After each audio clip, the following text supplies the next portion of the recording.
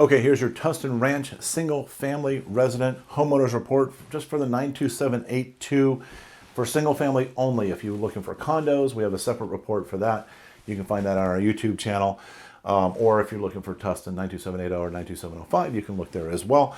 And this is for going into February of 2022. So let's get right into it. By the way, guys, just in case you didn't know, Monday, February 14th, is Valentine's Day.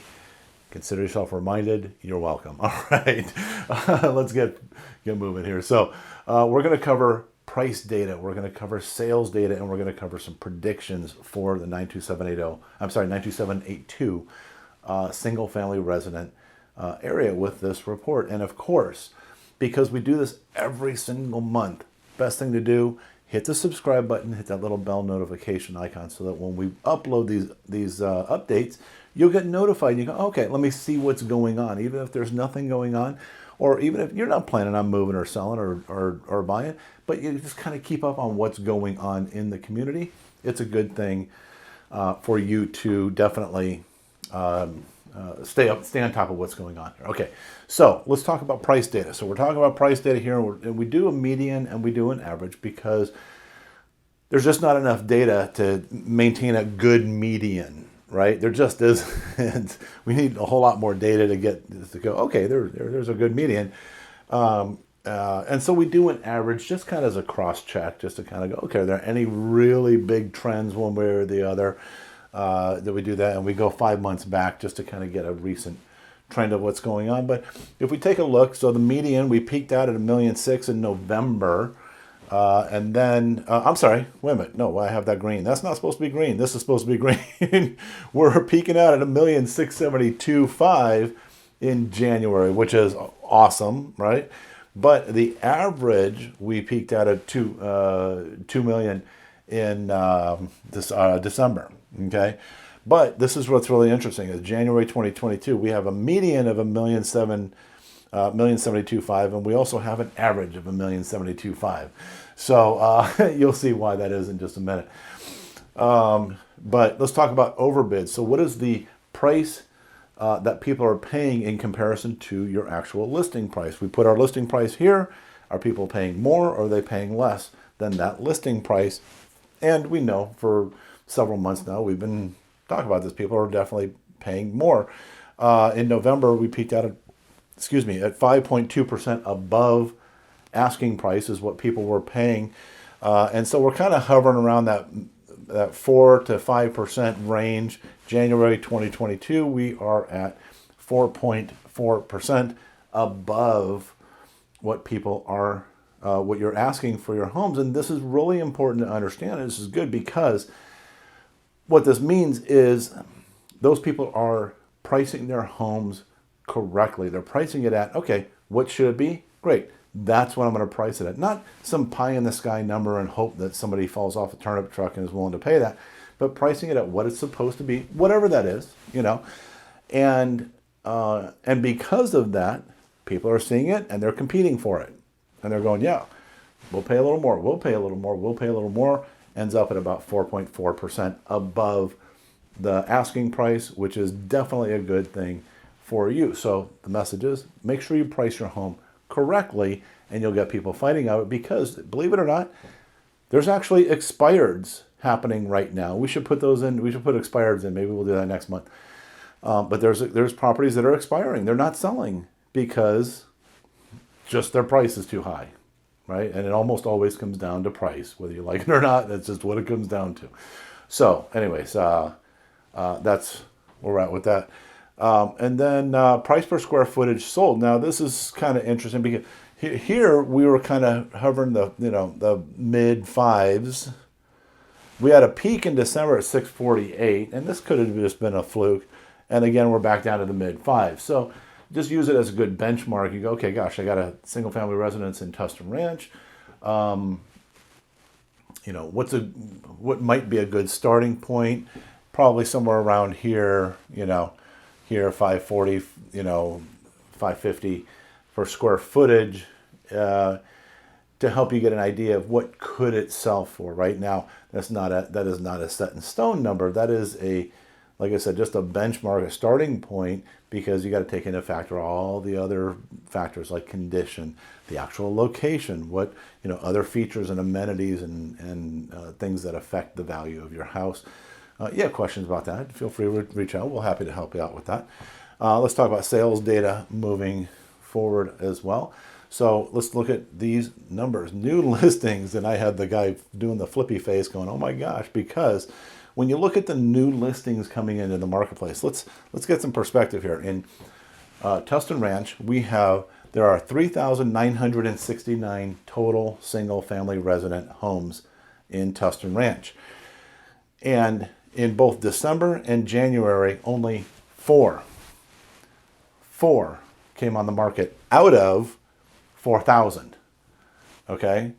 So we're talking not 1%, but 0.1% of all those homes is coming on the market. That is really low, really, really low. Okay, so good for you because it means no competition. You put your house on the market, you go, here it is, take it if you want it. It's here because you had nothing else to choose from, right? And that's what people are doing. They're buying those homes because there's nothing else to choose from. Days on market. Now, this is pretty incredible because we've been hovering around the roughly 10 days to 2 weeks mark. But in January, it was 2 days.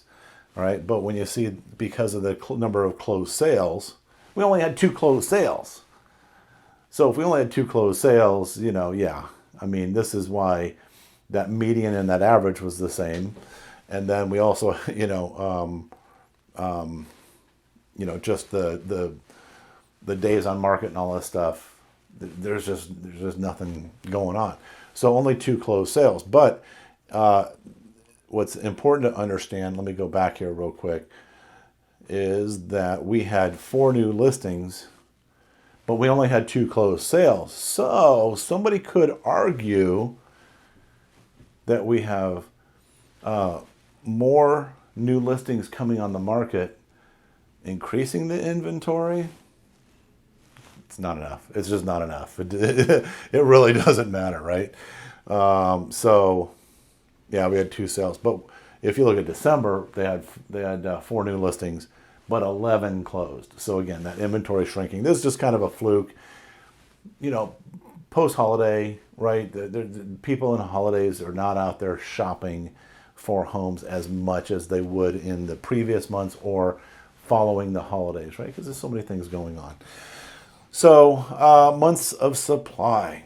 Okay, so we bottomed out at 0.2 months or 6 days in December. We're at half a month or 15 days now. So what that means is month supply is if we stop putting any new single-family residences up for sale in Tustin Ranch, no more.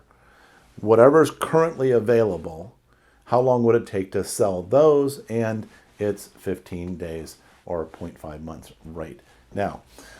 We've got active listings. At the end of the month, we only had 6 active listings in January. So again, like I said, very, very little to choose from, very little competition for you.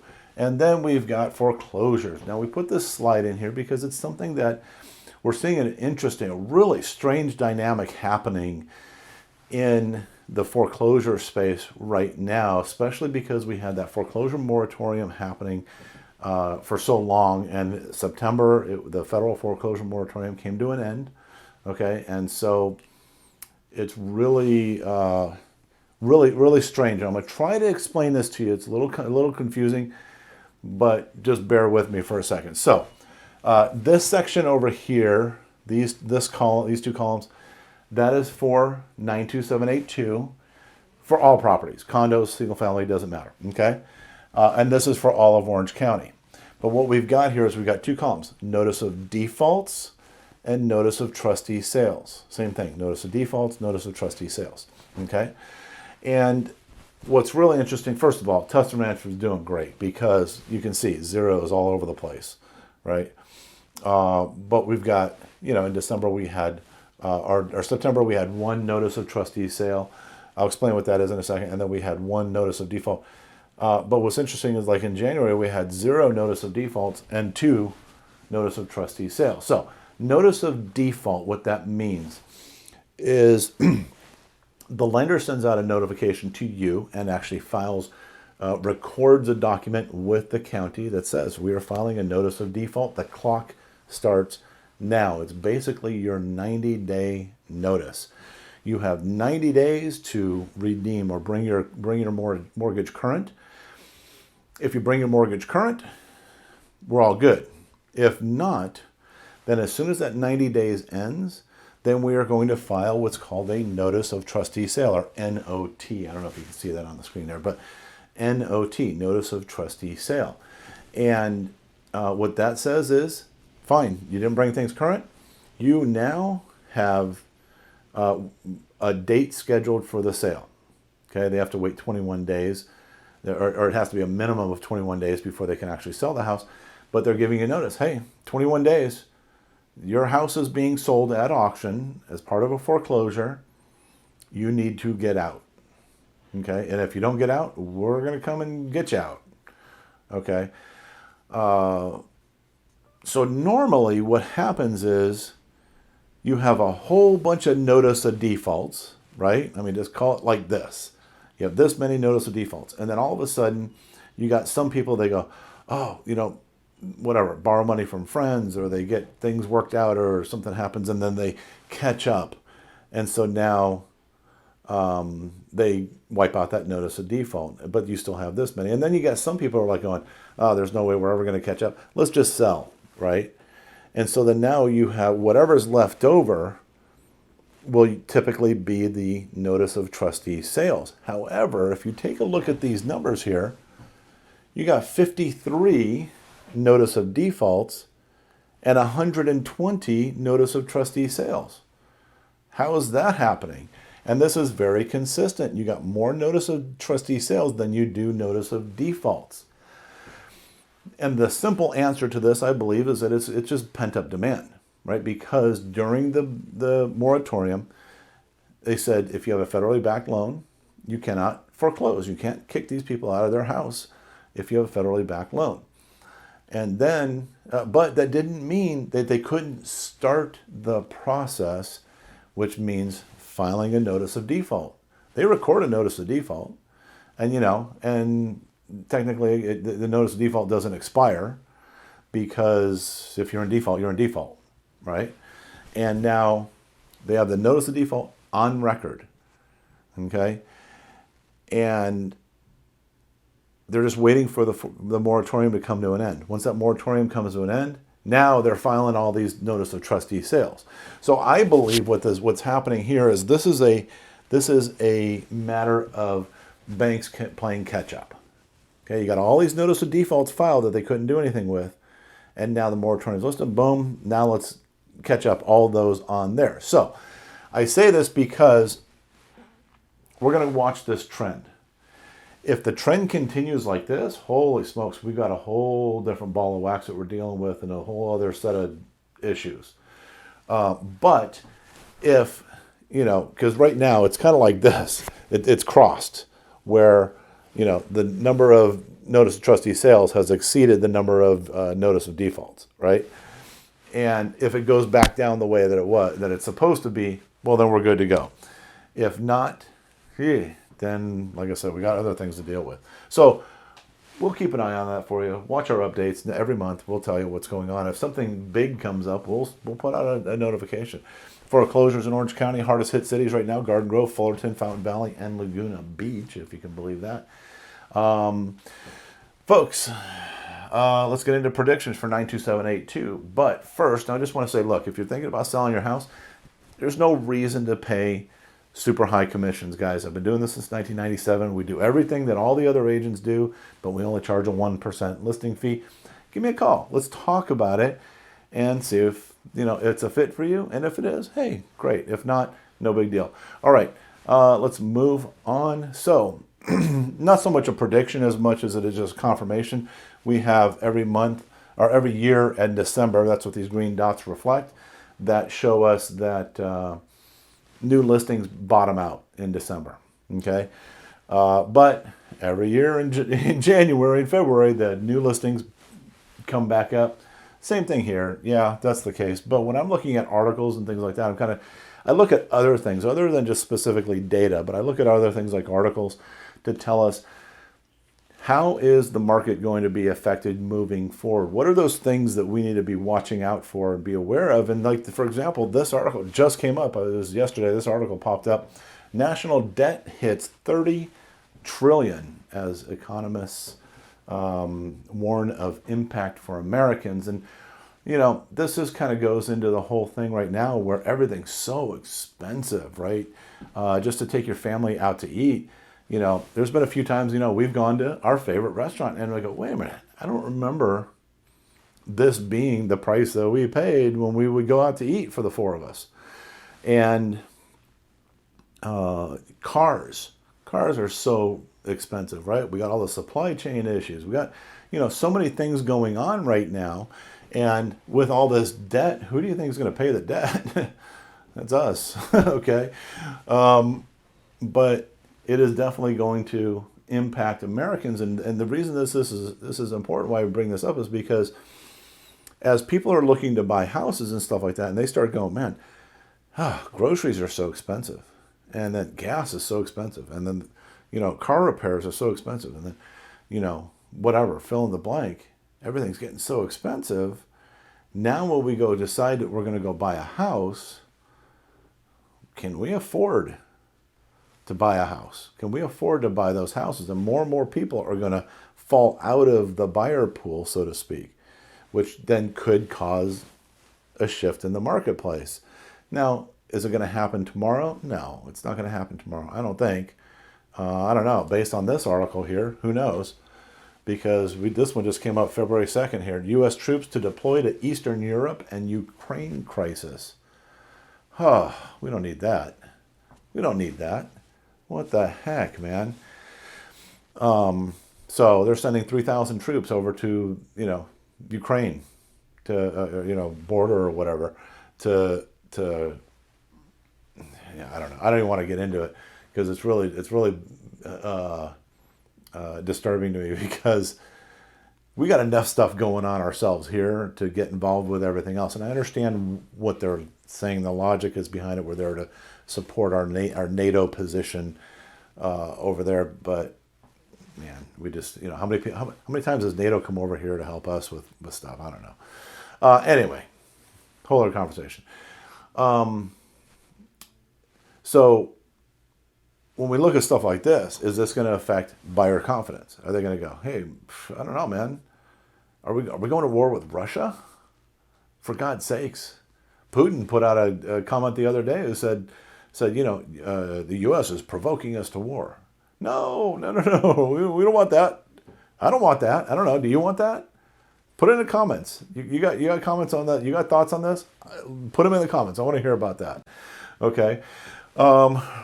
And then you got tons of articles that are like this, rates going higher. This is January 24th, rates high, 3.75 last week, faster than experts predicted. Here's what to expect next. And then February 2022, rates headed higher, and mortgage interest rates, February 1st, rates rise, and California housing market will cool in 2022. And again, the importance of this is this all affects buyer confidence as well, as they're thinking, well, gosh, the buyer is supposed to cool in 2022. Maybe I'll sit back and wait. And again, buyers pull out of the buyer pool going, let's wait till the market crashes, right? Because that's a lot of people are talking about that, the crash. And then you've got stuff like this. You got investors who are buying up huge communities. They're saying that in certain metropolitan areas that these big corporate investors are buying up 30, 40, in one case I think they said 47% of this metropolitan area to turn them into rental properties. Well, I think the downside to that is that now from an economy standpoint is that you take the sale of those properties out of the mix. You take 40% of all the homes in an area out of the mix, because usually what happens, people buy a house and eventually they sell it. Sometimes it's 3 years, sometimes it's 30 years. But they buy the house, they live, they pay taxes, they contribute to the economy and everything like that. And then They sell the house, and the new owner comes in, and they fix it up, and they do this and that, and do the same thing, and then they sell the house, right? But when you're taking 40% of those houses, and now you have investors who are just owning it for rental income, now what, right? Now how does that affect the rest of that economic situation for that area? I don't know. What's your thoughts? And then, of course, SoCal's housing inventory at a catastrophically low level to start the year. Yes, catastrophically low for buyers. Again, nothing to choose from. Very, very little to choose from. So we already know this, okay? But this is the one that, I am not excited about at all, SB 9. Okay, so SB 9 says that you cannot put restrictions on single-family resident lots as far as development goes, to the extent that what you can do with a lot that has a single-family resident home on it, your home, you can split the lot in two and put 2 units on each lot. So essentially turning what was a single-family house into a 4-unit development. Okay, and and there's nothing we can do about it. The city, the state, the county can't do anything about it. It's there. Okay, we can fight and argue all we want about it, but they put this in place to solve the housing crisis. And in my opinion, this does nothing anywhere near to solve the housing crisis. What it does, in my opinion, this is my opinion, share your opinion in the comments. It destroys neighborhoods. It destroys neighborhoods, right? Because people buy into a neighborhood because they go, you know what, this is the type of house that I want to live in. This is the type of area that I want to live in. And and we worked our butts off to get here. And so we're here, and now your neighbor decides, I can do this. He scrapes the house and puts 4 units there, and now you've got renters there. And I know if you're watching this right now, you're the exception to the rule. You're one of the best renters out there, but dealing with a lot of people who own individual properties, renters just don't have the same pride of ownership in general as somebody who owns the house, right? Things are broken or repaired, and they don't care. They don't care because it's not theirs. They don't own it, And I'm not trying to pick on you if you're a renter. I'm just trying to say,